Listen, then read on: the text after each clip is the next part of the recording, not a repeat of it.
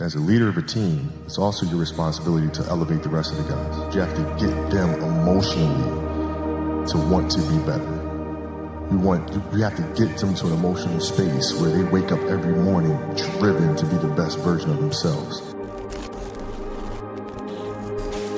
And in practice, for me, it was a chance to drive them, to challenge them. And this is where you have to know your teammates.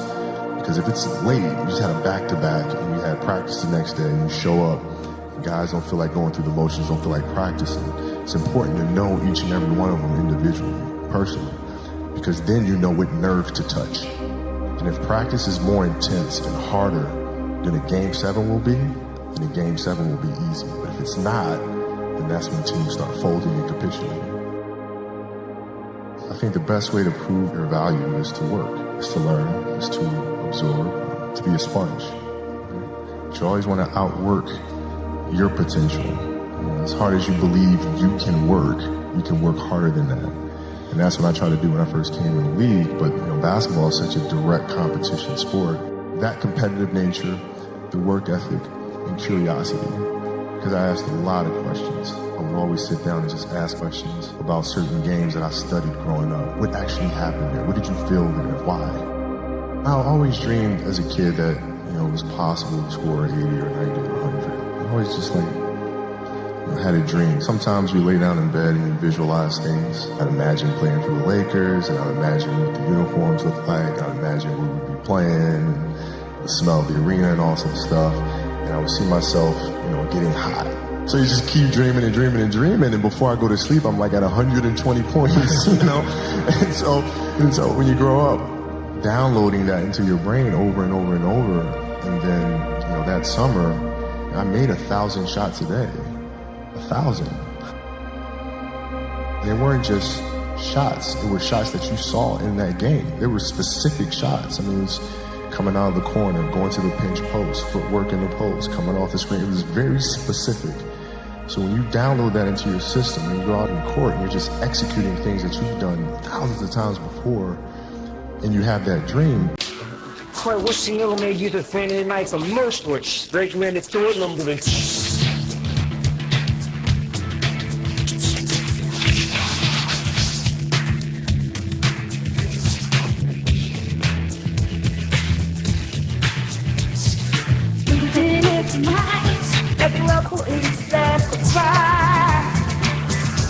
When I'm with me, and know what I speak to me.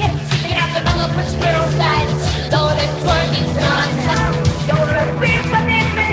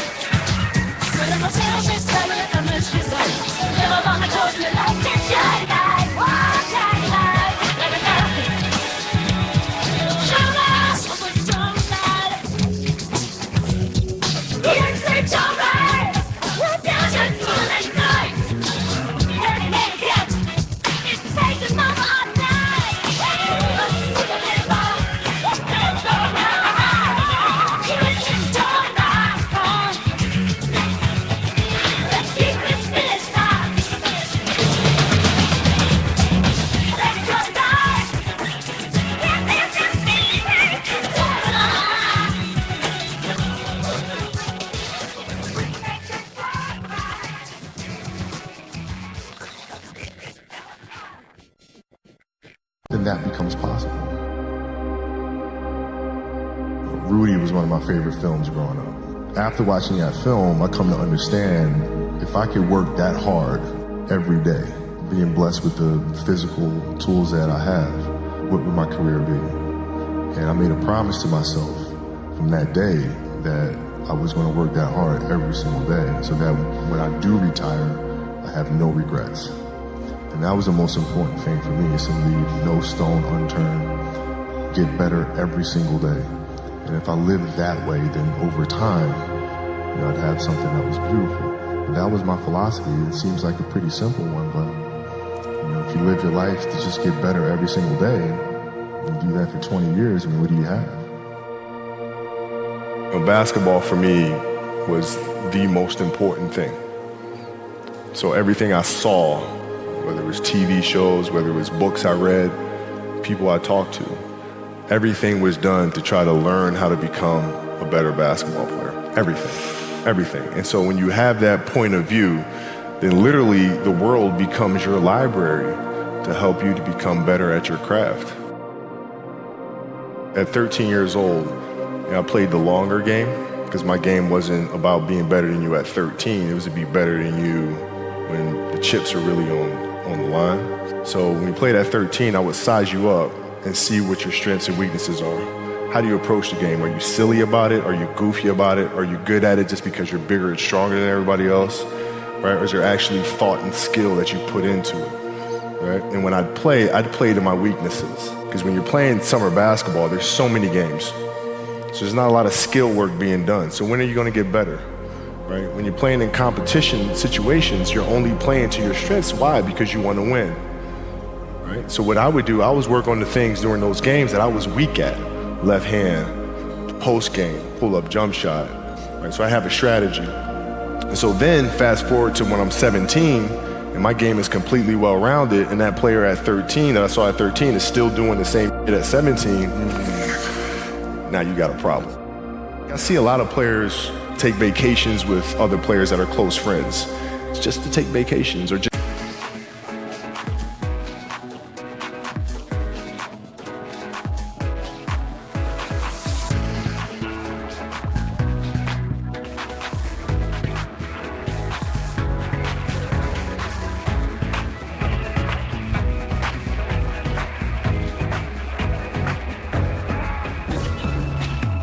Use my fish in a storm that I be moving all around. This is when I feel alone.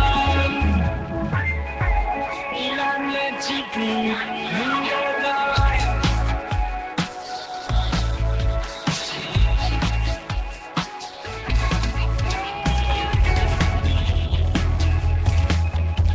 The victim star from me. You won't dance with me, smile. That's light up the sky. Be this contained just begins tonight. Let's land on your sky. The leaves been too long. It can't be long, you get fly.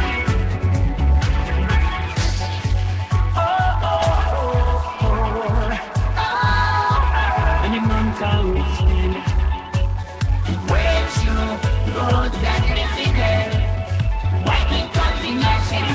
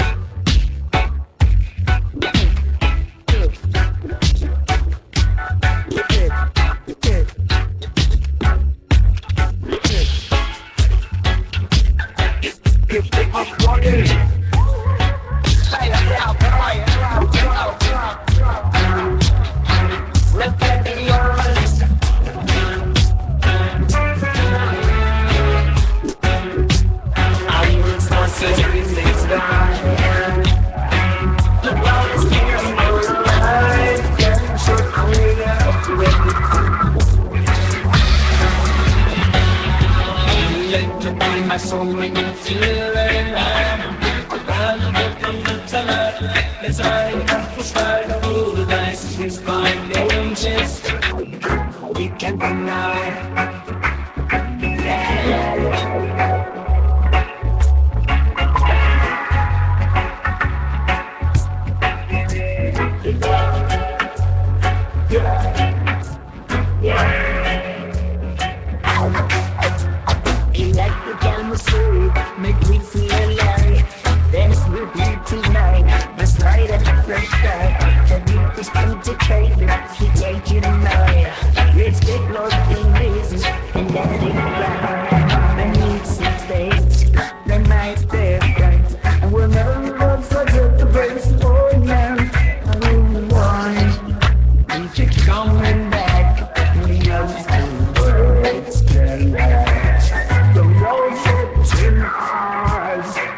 Yes, I am suddenly you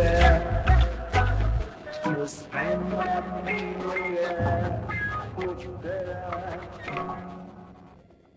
Just hang out, just to hang out. I never did that.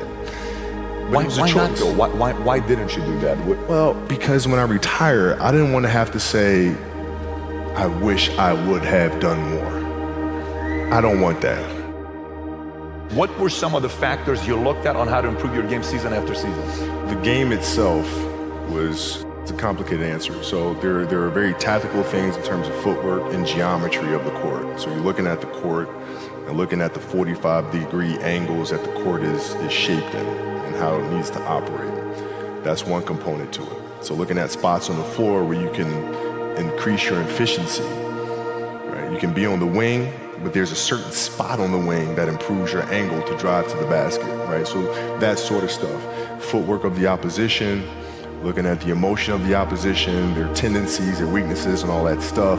Understanding the momentum of the game, how to create momentum shifts, where momentum shifts come from, all this sort of stuff. And then studying outside of that, right? Looking at different industries, looking at conductors, looking at writers, looking at actors and how they get into character, and then how do they keep themselves in that mental space. So looking at different industries, looking at nature itself, and learning from that and how you can incorporate that into the game. It's a lot of studying. What is the conversation like with your wife and kids to say, listen, this is what I'm doing? How did that conversation go? Well, with the kids, it's different. So like the communication with our children is that Pops is working hard.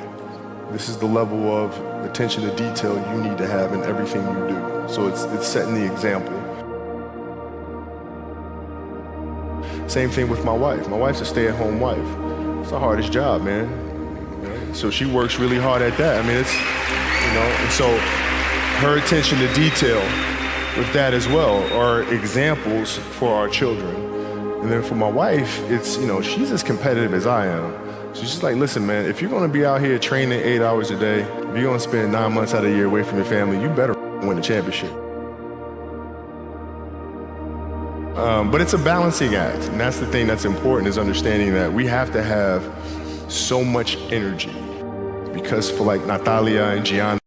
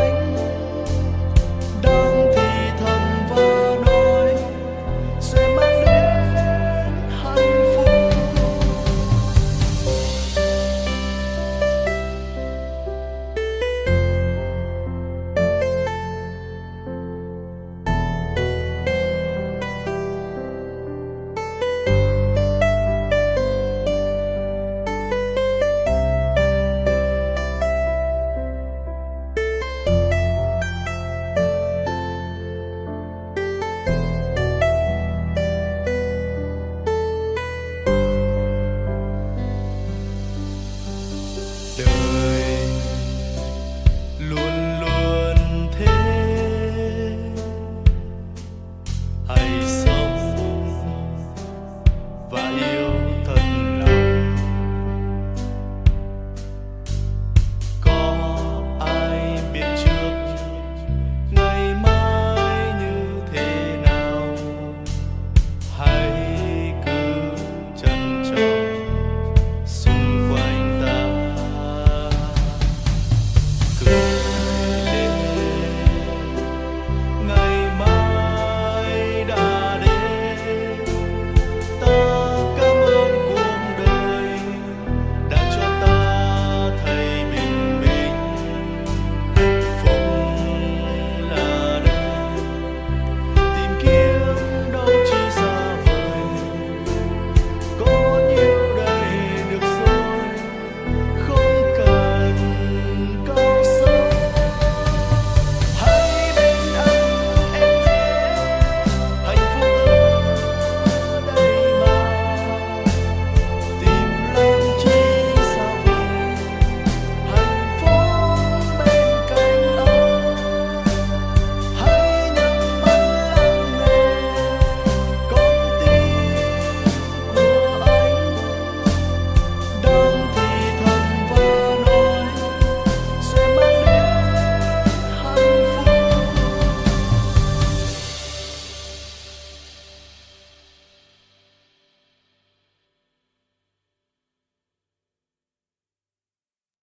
When they were babies, especially Natalia, because she was doing prime years. And I go to practice and I'd train and I'd play the game and I'd come home and I'd be sore and I'd be tired.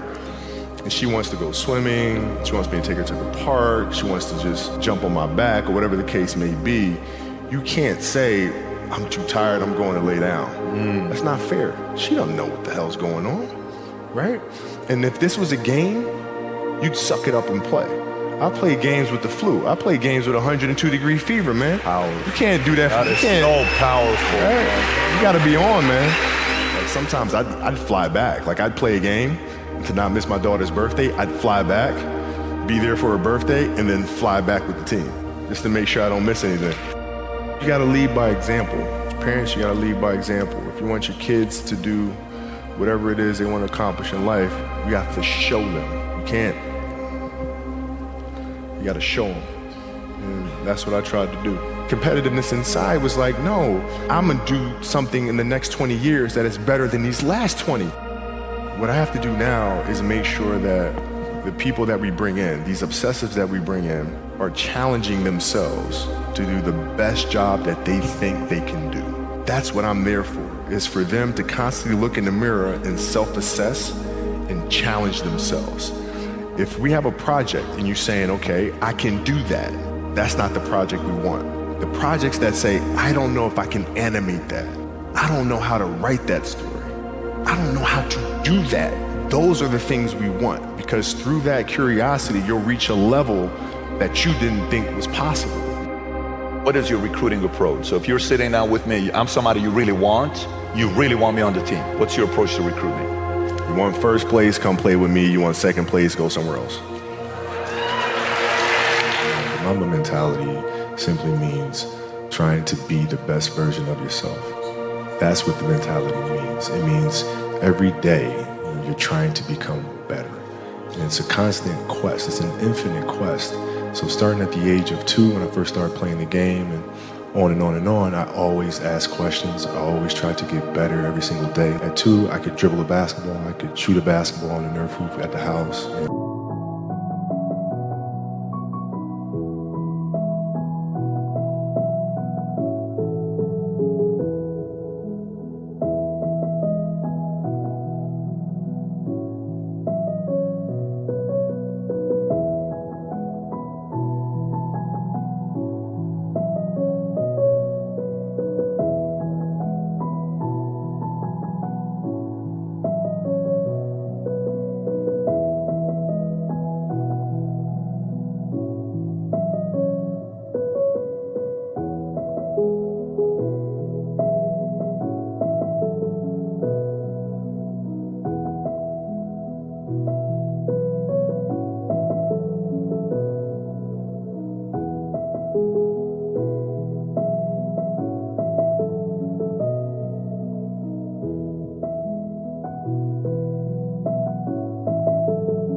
I would go to practice with my father. I would observe my father. I'd sit and watch games with him.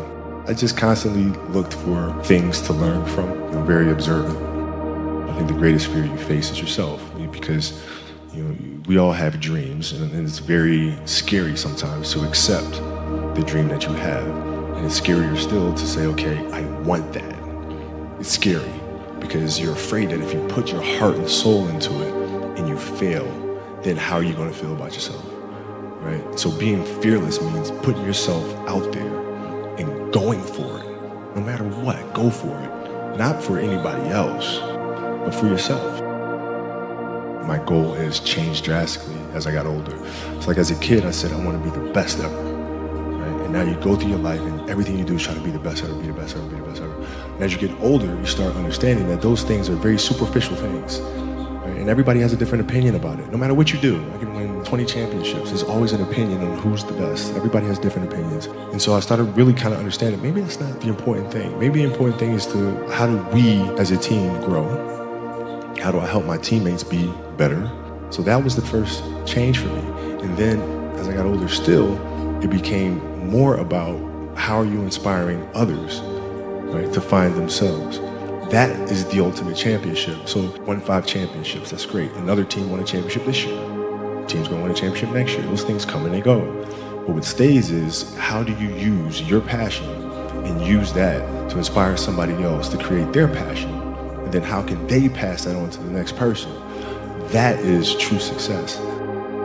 Dreams, they should be pure. I think a lot of times when we're born into this world, we actually wind up going backwards. And it seems like the more we mature, the more responsible our dreams become. And the more governors we put on ourselves and our ability to dream. So it's not a matter of pushing beyond the limitations or expectations. It's really a matter of protecting your dreams, protecting your imagination. That's really the key. And when you do that, then the world just seems limitless.